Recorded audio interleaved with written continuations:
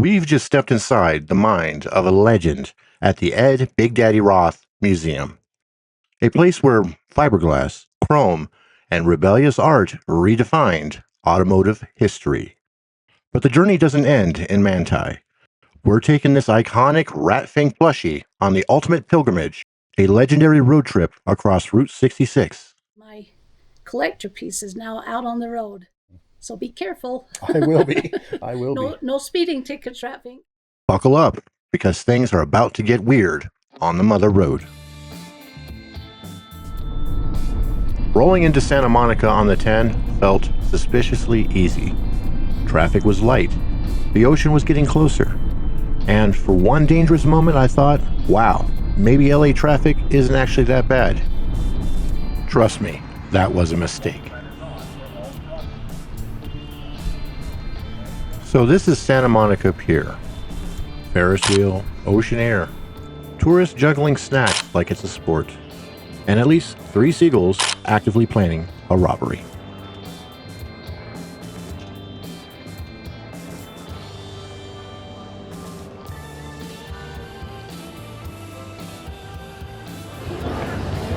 I gotta find Bubba!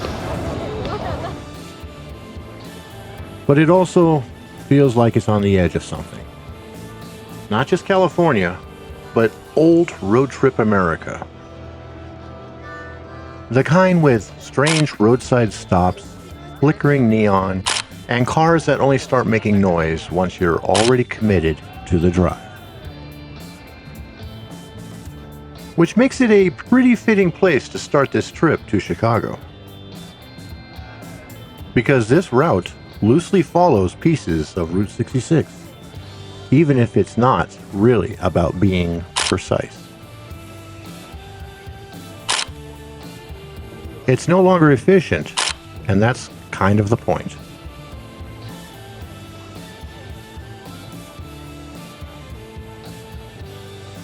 And that attitude lines up with Ed Big Daddy Roth. Rat Fink, monster cars, engines sticking out where they shouldn't be. Nothing subtle, nothing normal. All of it slightly out of place on purpose.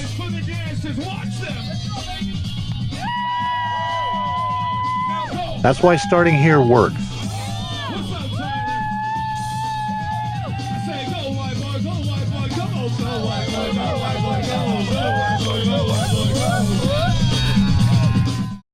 Because technically, this isn't even the official end of Route 66. That was farther east in Los Angeles. But this spot stuck anyways. Everybody ends Route 66 here, but we're not doing that. We're going the opposite direction, looking for the weird soul of America that hasn't been paved over yet. Standing in front of the end of the trail sign, it doesn't feel like an ending. More like a pause before something longer. So that's the plan. Leave the Pacific, head towards Chicago, and follow whatever's still left of the old road in between. The strange stops, the forgotten towns, you know, all the good stuff.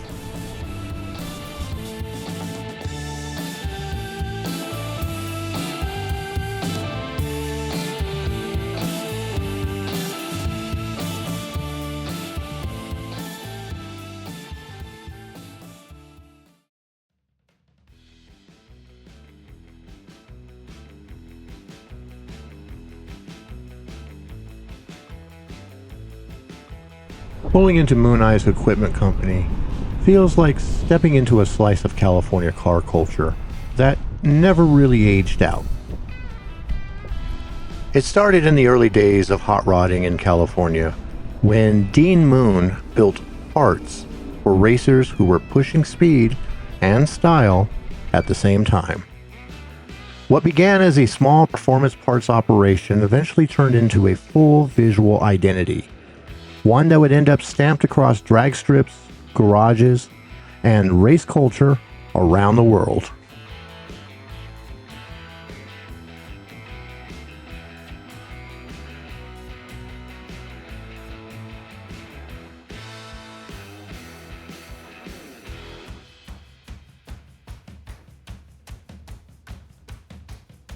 You know, Fink, if you scratch those, you're going to be staying here to work them off. That's what I thought. Every hot rodder's dream over here. Oof, look at this stuff.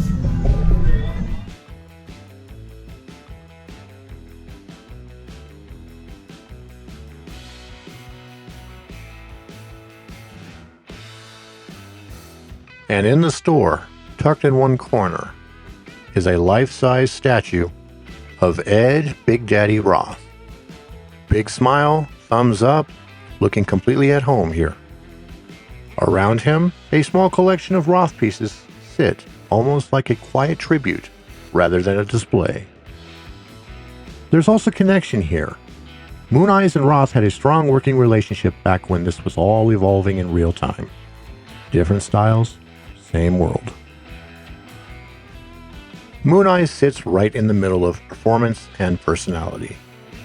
One side dragsters, long stripped down machines built for only three things: launch hard, go straight, and disappear.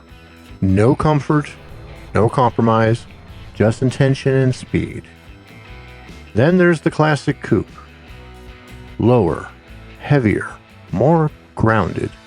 The kind of car that feels like it belongs parked outside a shop, like this one, even if it was never meant for it. Different builds, same philosophy. Because places like this never treat cars as just transportation. Their identity, experiment, expression. Mooneyes, with its yellow and white palette, and those big watching eyes, kind of reminds you of that without saying a word. Fast, weird, and always a little bit of fun.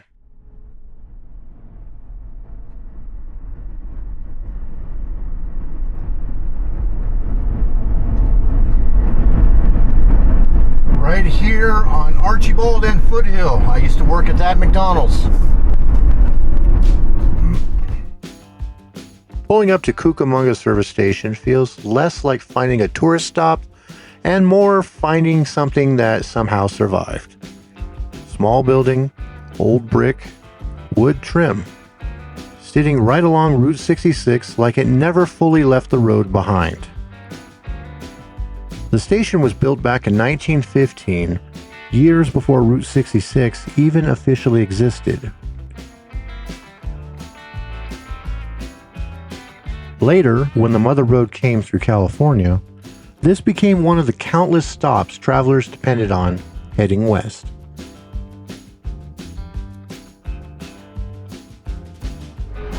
Inside, it's small and quiet.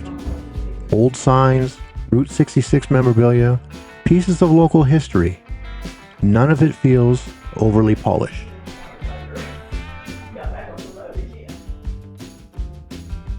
More like a building that was paused instead of restored. What makes this place like this interesting isn't really the gas pumps or the architecture. It's the idea of thousands of people once stopping here without thinking twice about it. Families overheating in the California sun, travelers trying to make it west. Somebody checking a map wondering just how far the ocean was. Back then, this was just a necessary stop along the road. Now, it's one of the reasons people still come looking for Route 66 in the first place.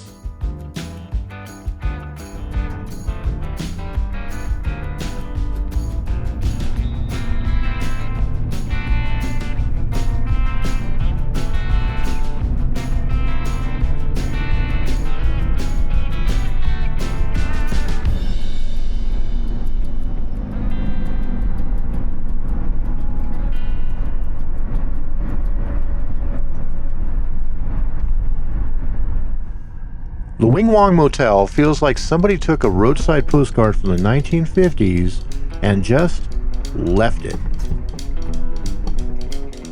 Concrete teepees lined up side by side, old neon glowing out front, vintage cars parked around the property like they never really left Route 66 behind. And the strange part is just how normal it starts to feel after about 30 seconds. The motel opened up back in 1949 during the peak years of Route 66, when roadside places competed to be louder, stranger, or more memorable than the place next door. Because if you were driving cross-country, half asleep in the middle of the desert, a motel shaped like teepees was probably really hard to miss. Step inside one and it's small, curved, simple. Not luxurious, not dramatic. Just enough space to stop, sleep, and keep moving. That's kind of what makes it work. Not for perfection, just for personality.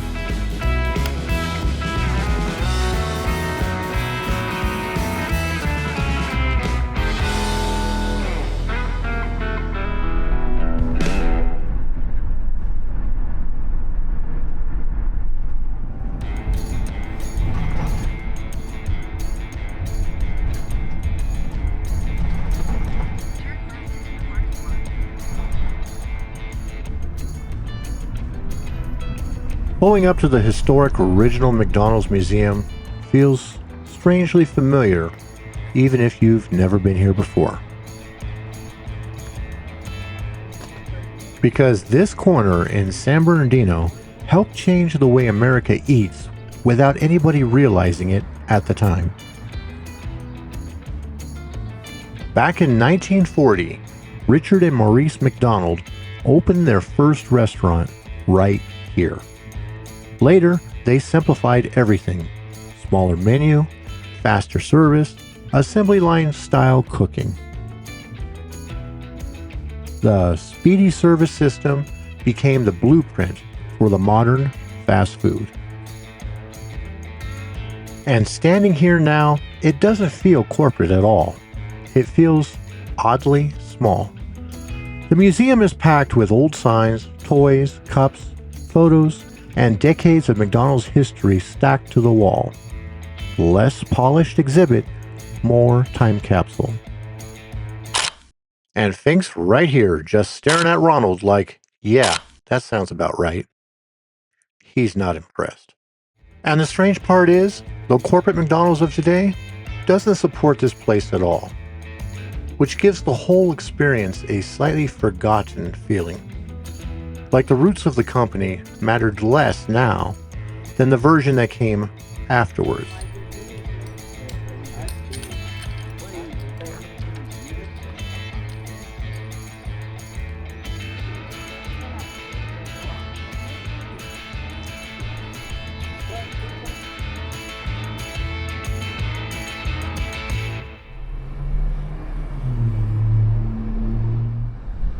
Leaving San Bernardino, we pick up what's left of Route 66 as it pushes towards the desert.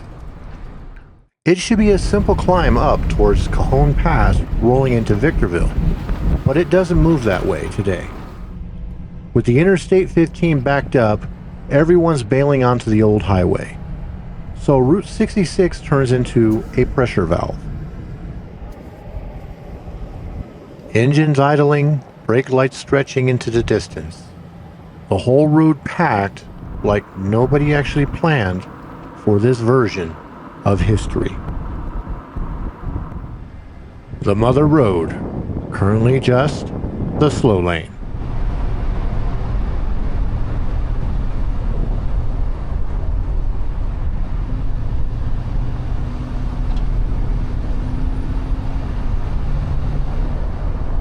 McDonald's, we use a mobile today? No. What can I get started for you today? Let's have 2 cheeseburgers with no onions. Okay. Actually, let's go ahead and make that 3. 3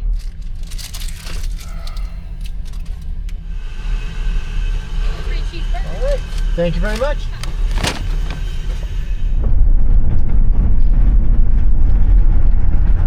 All right. Set up camp for a few nights. Had to do a little reorganizing back here. Got that top piece made things way too top heavy. What the? Oh, Fink. Ugh. Good night, Fink.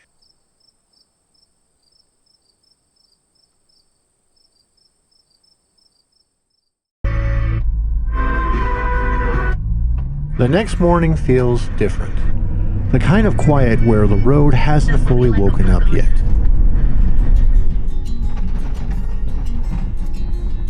We pick up Route 66 and roll north out of Victorville, heading deeper into the Mojave stretch where the highway starts to loosen up again. Traffic from yesterday is gone. Just long desert light, empty shoulders, and that feeling that the road is finally back to being itself.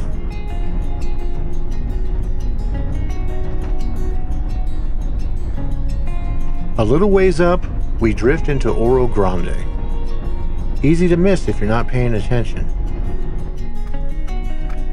Sitting right along the old highway is the Oro Grande Antique Station. Part antique shop, part roadside time capsule, part I think I just walked into somebody's collected memories. And immediately it doesn't feel curated. It feels accumulated. I know most of this stuff predates me by several decades, but I still love this stuff.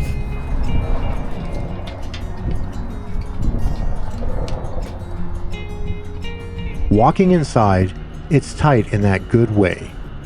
Every surface has something on it.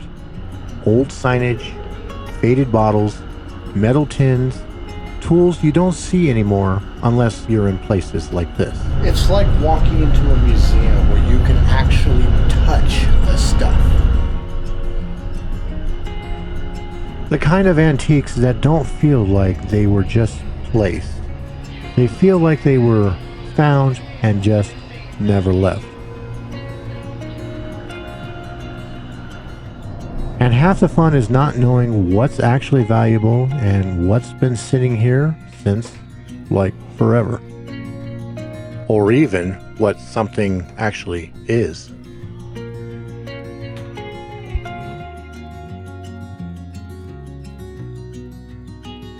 There's a rhythm to walking through it. You turn one corner and it's kitchenware from another decade. Another corner and it's road signs, oil cans, random hardware that looks like it remembers a different version of America. And somewhere between it all, you start realizing this place isn't trying to be a museum. It just became one by accident.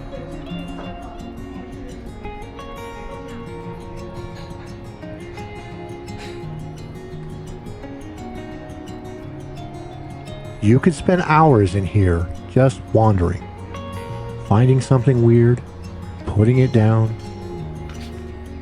picking it back up again like it's trying to follow you home, which is a dangerous game in a place like this, because half of it probably could.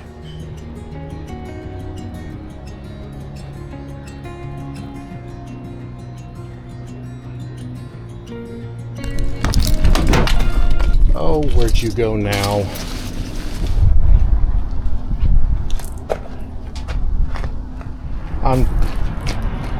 What? No, the cheeseburgers did not make you fat. Leaving the antique station, the road stays quiet for a while. Just that long Mojave stretch where Route 66 starts feeling less like a highway and more like a memory stretched across the desert. Then it appears out of nowhere. Metal silhouettes in the distance, light catching glass. Something that doesn't quite look right, but you're already starting to pull in.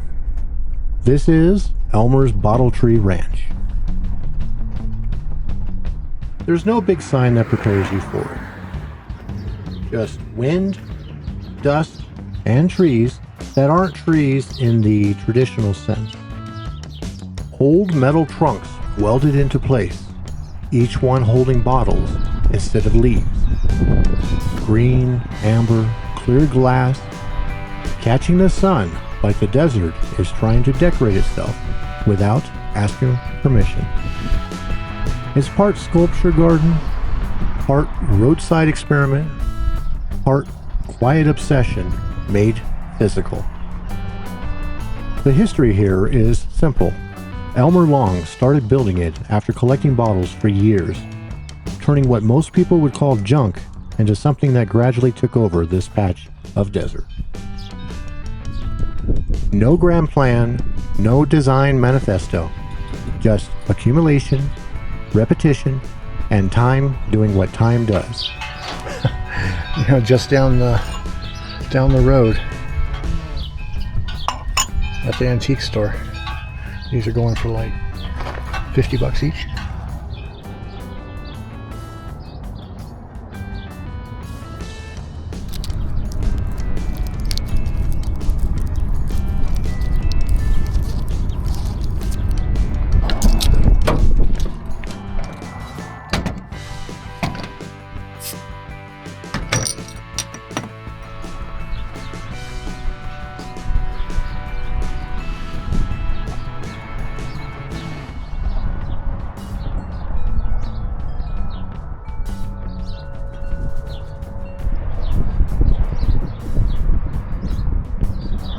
Yeah, I know, the hubcaps are shiny.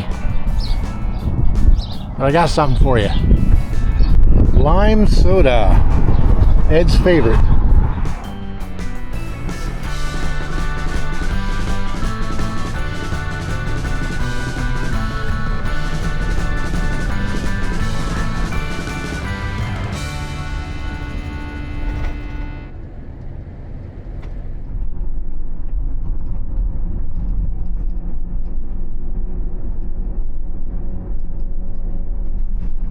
After Barstow, the road starts to thin out again, though Route 66 is still very much with us. It stretches on through the Mojave, threading all the way towards Arizona and beyond, weaving in and out of modern roads and open desert like it's never really agreed to disappear. A shape on the horizon, Amboy Crater, a dormant volcano cylinder cone sitting right in the middle of the Mojave Desert. Formed thousands of years ago from an eruption in this volcanic field, now just standing here as a perfectly shaped reminder that this landscape used to be a lot more violent than it is today. The closer you get, the more the ground starts to change. Sand turns into sharp black lava rock. The crunch underfoot gets louder with every step.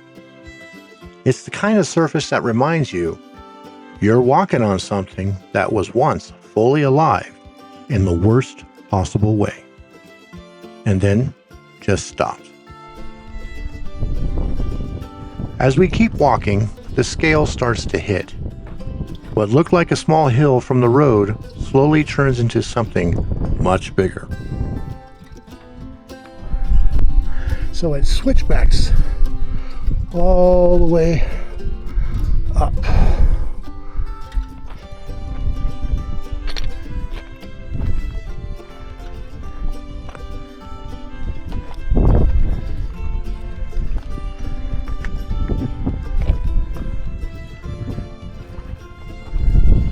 Okay, so here I am. I am decided that I'm just going to go ahead and take the crater trail.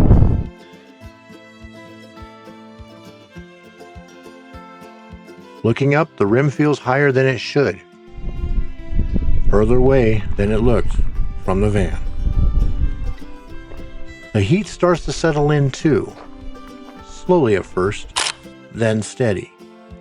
The kind of desert heat that doesn't need to be dramatic.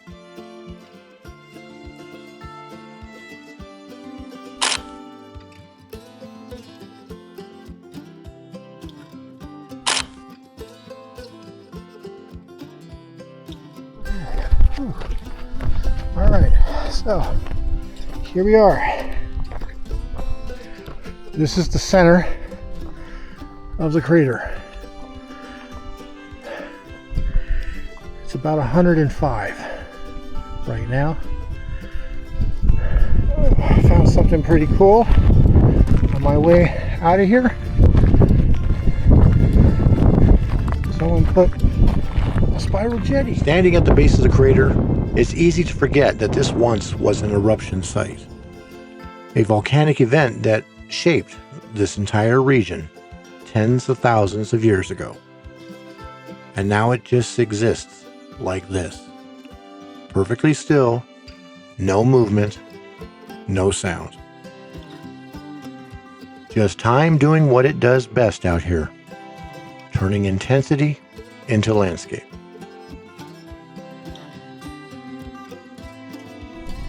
Eventually, we start moving again, back out across the lava rock.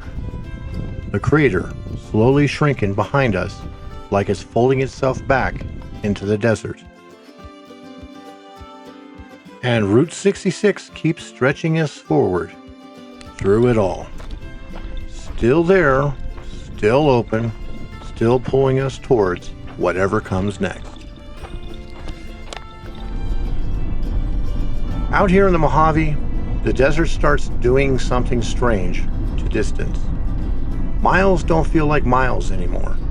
They just feel like time. And then, right on the edge of everything, it appears.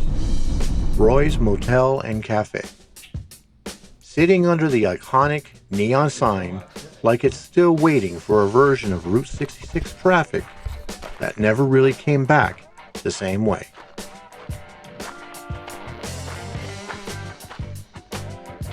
That classic, you can't miss it even if you tried not to, energy. And for a place that feels frozen in time, it's still very much part of the present stretch of Route 66. Out here where the highway and the desert keeps trading roles depending on how you're looking at it.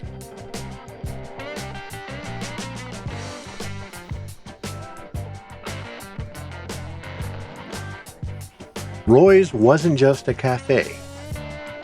It was a motel, a gas station, a lifeline point for travelers cutting across this empty stretch of California.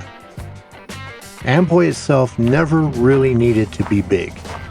It just needed to exist in the right place on the map. And it did.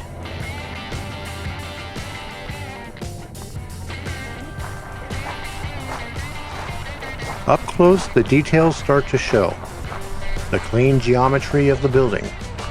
The faded surfaces that still hold on to mid-century optimism.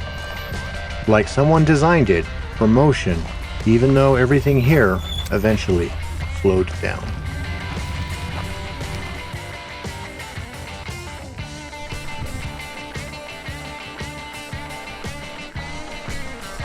Then there's that sign, Roy's. Simple, bold, slightly defiant. The kind of roadside landmark that doesn't try to explain itself because it knows it doesn't have to.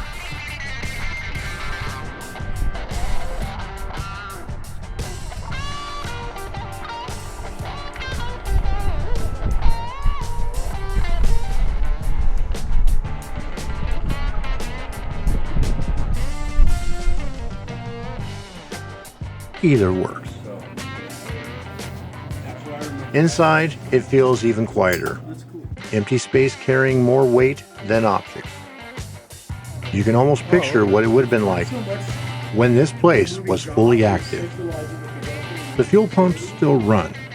Travelers still pull off of Route 66, and they'd still step inside to grab a drink.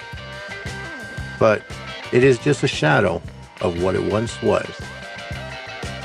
Roy's isn't functioning the same way anymore, but it also hasn't disappeared. It's sitting in this in-between state, part landmark, part memory. And in a strange way, that might be more honest than trying to recreate what used to be. Standing out front again, the heat starts doing what it always does out here. It doesn't rise quickly, it just accumulates. Like the desert is slowly reminding you that everything here runs on its schedule, even nostalgia.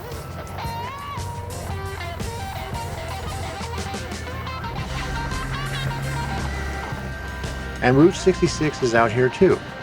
Not behind us, not ahead of us. Just continuing. Cutting across the Mojave, slipping through towns like Amboy, stretching east towards Arizona and beyond. Never really breaking its line, just changing its shape as it goes. Roy sits right on that line. Not as a relic, more of a pause point. A breath in the middle of something that never actually stopped moving. And eventually you realize there's not much to do here. Just stand, look, let the scale of everything settle in. Because places like this don't really ask for your attention. They just exist long enough for you to notice them. And that should be enough.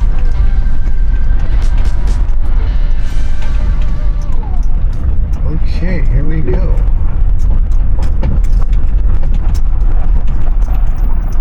Turn left onto US Route 66.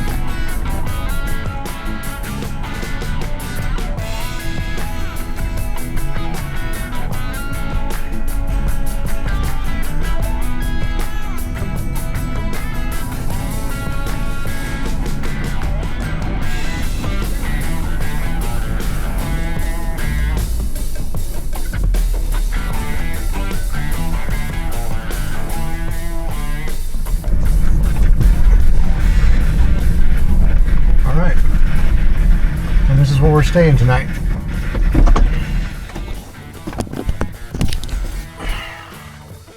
Okay. Ooh, this thing is hot. Okay, so it's about half a mile from the main road.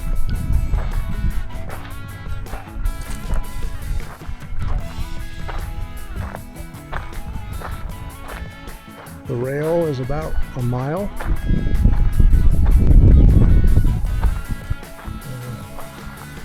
Yeah, this is where we're staying tonight.